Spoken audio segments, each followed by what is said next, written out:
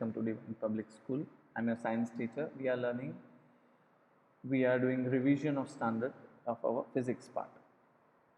So light reflection and refraction. So first of all, we saw what was refraction. Bending of light at an edge is called refraction. These are two laws of refraction. The angle of incidence is equal to angle of reflection. And incident ray, normal, and the reflected ray, they all lie in the same plane. Okay, so remember this the law also. Spherical mirrors, concave mirror, convex mirror. Then here we have seen many definitions like pole, center of curvature, radius of curvature, focal length, principal focus. All these definitions you have to remember. That is really important. So the first thing from this chapter is these two laws, these definitions. Okay. Then image formation, you just have to remember R is equal to 2F. That was just. Then the 6 cases is very important. So first thing what you have to remember is the 6 cases. When you put an object at infinity, you will get image at F. Size highly diminished, point size, real and inverted. Then beyond C, between C and F, diminished, real and inverted. At C, same size, real and inverted. Between C and F, beyond C, enlarged, real and inverted. At F, at infinity, highly enlarged, real and inverted. So basically till now it's all real inverted, right? And you can see you can put it in like this way: the first and the fifth one together, second and fourth together, and third one. When you put an object between P and F, your image will be enlarged. It is behind the mirror. So whenever you get an image behind the mirror, it will be virtual. Okay. So remember, when you put an object on one side and you get an image on other side, that was always the virtual image in mirror. Then there are 3 ways the ray always act in this way. When it is parallel, after reflection it always passes from F. When it passes from F, it is always parallel.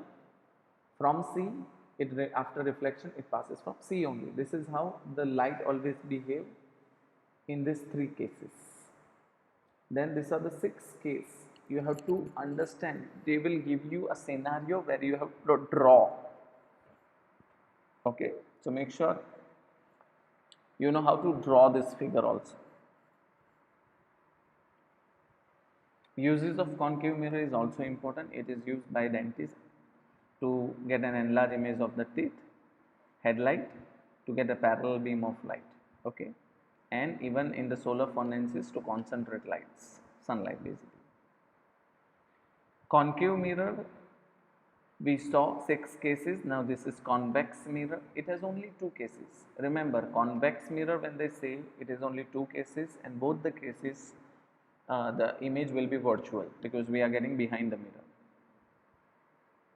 Okay, so there is only 2 cases and both the cases. So whenever they ask you a MCQ type of question that which mirror gives you always virtual image, always word has been used. So that is convex. But if they don't say not always, then you have to use concave. Fine. So they can turn and twist 1 mark questions like this. That can be only readable while reading your textbook. So put your effort to read textbook. Uses of convex mirror, many, as what the rear view mirror on a vehicle. Mirrors are fitted on the side of a vehicle, enabling the driver to see the traffic behind.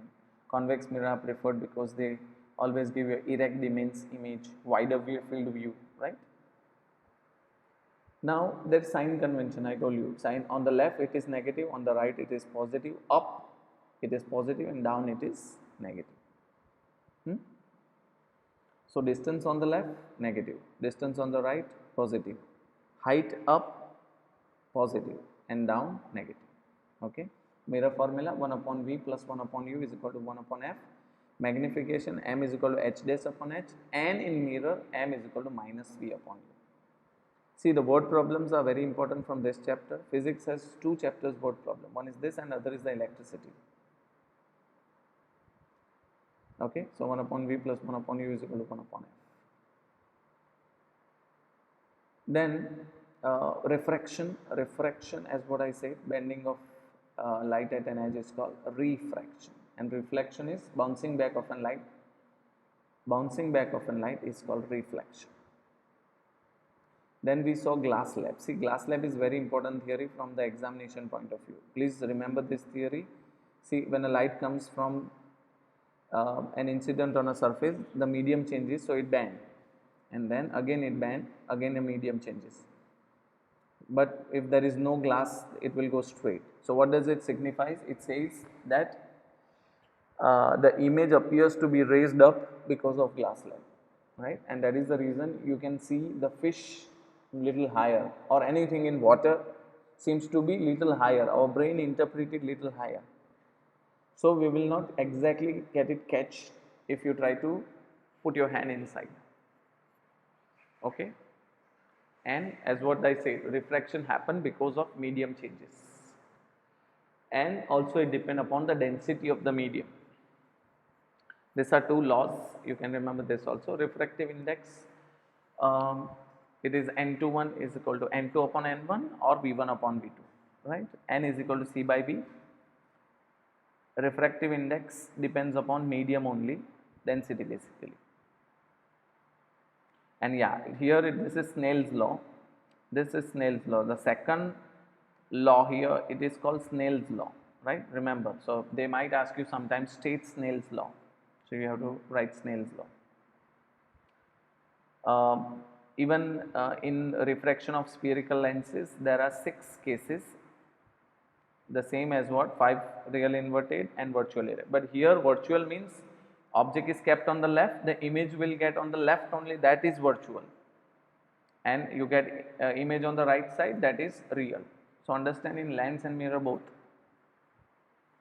there are only 2 cases for a concave lens, okay, and convex lens there are 6 cases. So these figures again you have to remember properly. Then lens formula, 1 upon V minus 1 upon U is equal to 1 upon F. Okay, power of a lens, that is reciprocal of focal length, but better if you write down the definition which is highlighted. The ability of lens to converge or diverge lens depends upon its focal length. Fp is equal to 1 upon F. Make sure in whenever you have to find out power, make sure your focal length has to be in meter. If it is in centimeter and you find out power, that is wrong. What problems are important? The ray diagrams are important. Remember all these things. Okay. Let me help you with the ray diagram a little here. See, whenever you have to draw a ray diagram, make sure I'll tell you a little again how to draw. See, in ray diagram, first of all you have to draw the principal axis. Okay, so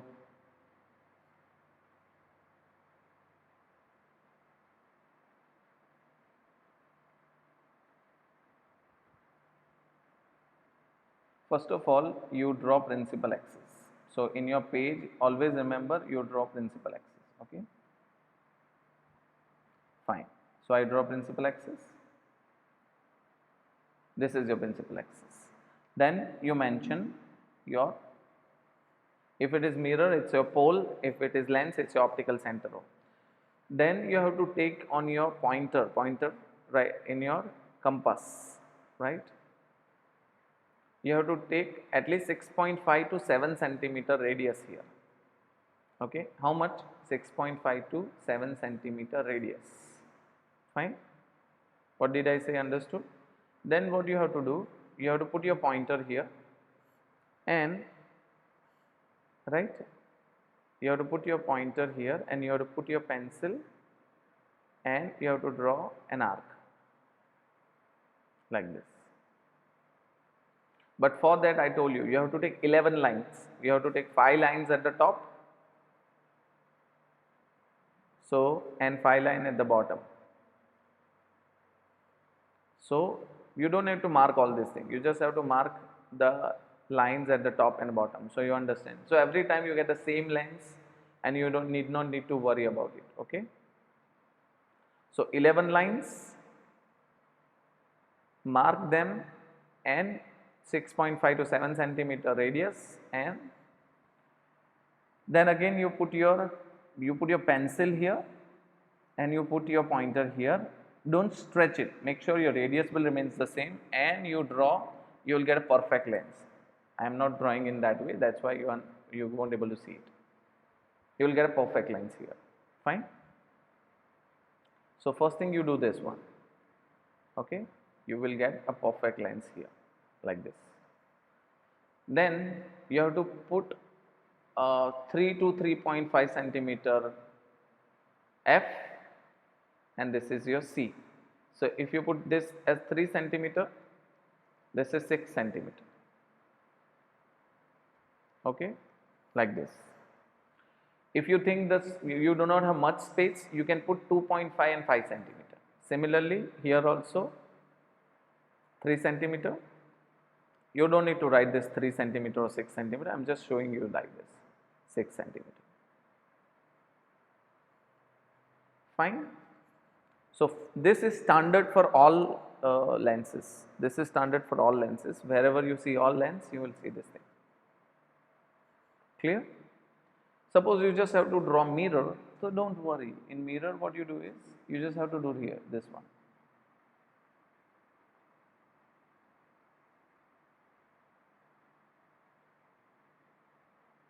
That's it. This is your mirror. Okay. Now let me show you here mirror only. Now see, this is just for the understanding. So you don't need to put this line. You have to erase this line. So this is your mirror. Now depending upon it is convex or concave, you have to put lines. So you just put a line here. Okay, like this. Make sure you don't draw it very big like this. You don't draw so much big lines. Just small one.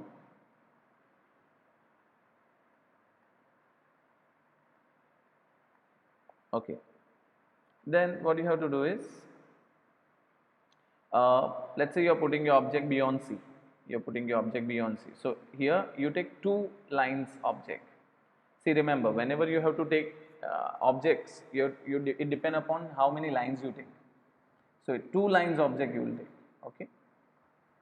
If you are putting your object here on C, you also take 2 lines. Here, still you can put 2 line on 1.5 line. 1.5 line is better. Take a little smaller. Okay. But if you take on F, make sure you take only 1 line. Then only you will get a proper image. Okay. Now what you have to do is, you have to take 1 line parallel to principal axis. You have to take 1 line parallel to principal axis. Okay. And then what you have to do is, that line should pass from F. Now if you see, my F turns out to be little apart. Okay. So you can change it also, doesn't matter. They don't going to measure it. So I'll just put it. So basically it should pass from F. See, my measurements are not proper, that's why it is not there. So it should pass from F only. Understand, it should pass from F only. This is my F and this is my C. Okay. And then you show an arrow here. I told you an arrow can be written like this, a small one, and you can put like this. Okay.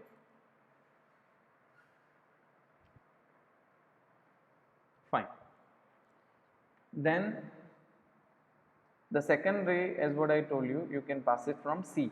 So there are 2 lines you have to pass it, one from F and other from C.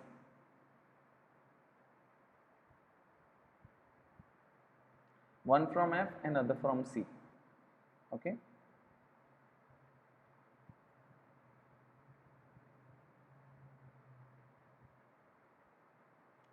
So from C when you pass, again you know the rule for C is, it will come again at the same place. And this what you got is your image. See, when you put your object beyond C, you will get your image like this. So it's easy. Fine.